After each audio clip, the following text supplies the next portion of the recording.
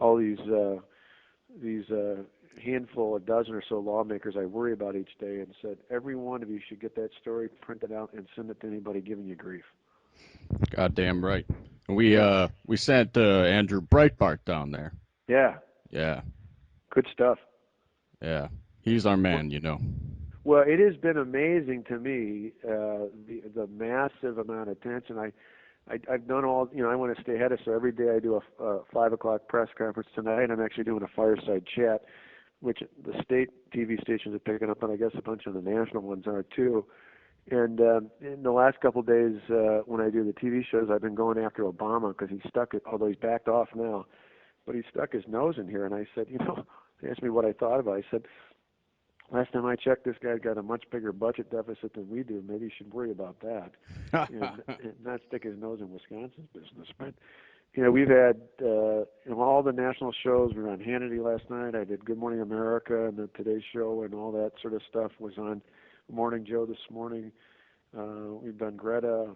We're going to keep getting our message out. Mark Levine last night, and I got to tell you, the response from around the country has been phenomenal. I had Brian, the new governor over in Nevada, called me last night and said he was out in the Lincoln Day circuit the last 2 weekends, and he was kidding me. He's new as well as me. He said, "Scott, don't come to Nevada because I'd be afraid you'd beat me running for governor." That's all they want to talk about is, what are you doing to help the governor in Wisconsin? The next question, I talk to Kasich every day. John's got to stand firm in Ohio. I think we can do the same thing with Rick Scott in Florida. I think Schneider, if he got a little more support, probably could do that in Michigan. I mean, you start going down the list.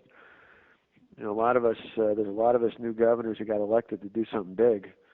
You're the So this is first our moment. domino. Yep, this is our moment. Yeah. What else? Well, Now, what else could we do for you down there? well, the biggest thing going to be, and your guy on the ground's probably seeing this, is two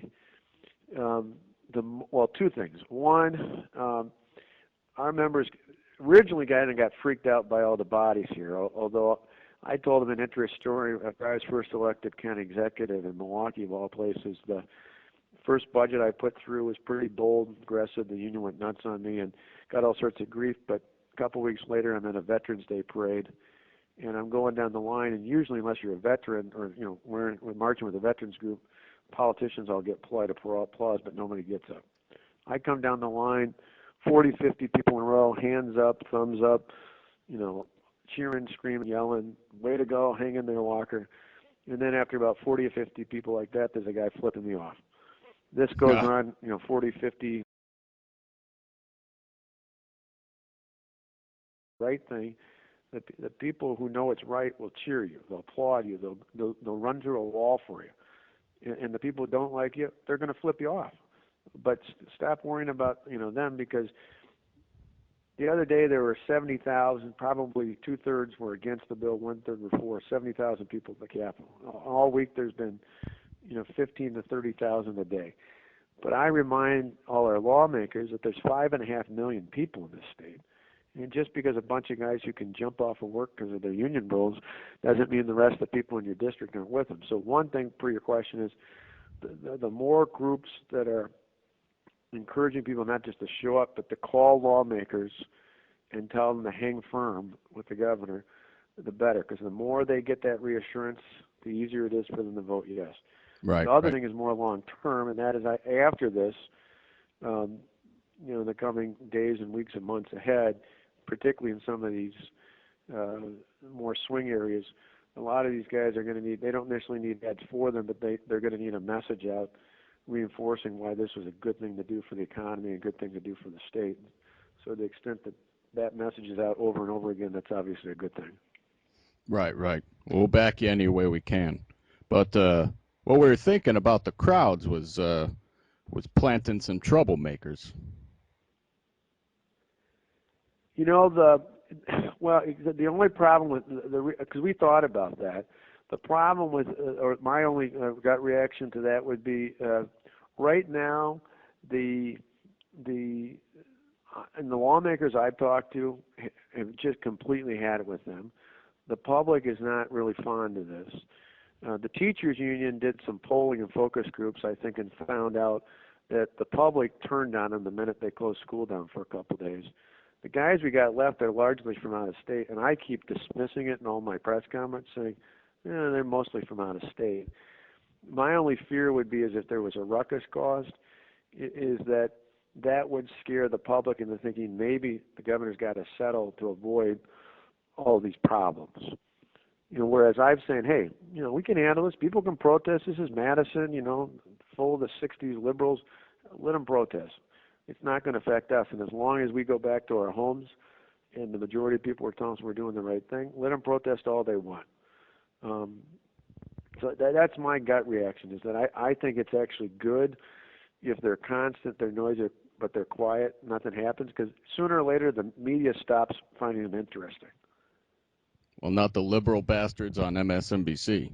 Oh, yeah, but who watches that? I mean, I went on just morning Joe this morning, but I like it just because I like being combative with those guys. But I mean, they're off. Well, Joe's a good guy. He's one of us. Yeah, he's all right. He was fair to me. I mean, the rest of them were a little out there. Although I had fun. They had Schumer over from New York on ripping me, and then they had a little clip of a state senator hiding out ripping me. And it was almost too easy. I walked in, and Joe asked me a question. I said, well, before I answer it, let me just put out the amazing irony of the fact that you've got a United States senator from New York, a senator who, by the way, is part of a team that can't seem to balance the federal budget, talking about my budget. At least he's coming into work to talk about something, although it's mine. And you got one of these 14 state Senate Democrats who can't even bother to show up and deal with the budget he's elected to do something about. And so that kind of tells you the whole story right there. Beautiful, beautiful. But you gotta love that Mika Brzezinski. Oh yeah. She's a couple of weeks ago, I'd known Joe before, but I was having dinner with Jim Sensenbrenner when I came into D.C. for a day to do an event, and was going over to do Greta's show. I had dinner with Congressman Sensenbrenner, and right next to us was the two of them, and then their guest was Axelrod. I came over, I introduced myself. That son of a bitch. Yeah, no kidding, huh? Introduced myself, and he said, I figure you probably knew who I was since your boss was in campaigning against me, but it's always good to let them know you know what's going on. Well, good. It's good catching up with you. Yeah, well, thanks. This is an exciting time. This is, I told my cabinet, I had a dinner Monday right after the 6th.